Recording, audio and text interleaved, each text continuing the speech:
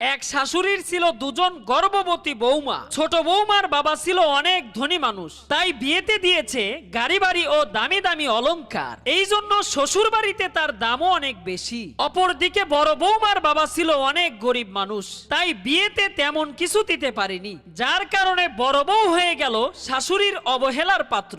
একদিন হঠাৎ তারা দুজন হাসপাতালে সন্তানের মা হলো। এদিকে শাশুড়ি পুরো ঘর সুসজ্জিত করে অপেক্ষা করতে লাগলো তার ছোট বউ ও তার ছেলের জন্য। বড় বউ আর তার ছেলের কথা কারো ভাবনাতেই নেই। ঠিক এমন সময় হাসপাতাল থেকে ছোট বউ ফোন করে বলল, মা, আমি হাসপাতাল থেকে সরাসরি আমার বাবার বাড়ি যাচ্ছি, কারণ হইল এখন আমার আরাম দরকার। ছোট বৌমার কথা শুনে শাশুড়ি অনেক কষ্ট পেল। ঠিক তখনই বড় বৌমা তার ছেলেকে নিয়ে বাড়িতে চলে আসলো। শাশুড়ি তখন বলল, তুমি কেন যাওনি তোমার বাবার বাড়ি? তখন বড় বউ বলল, কেন যাব বাবার বাড়ি, এটাই তো আমার বাড়ি।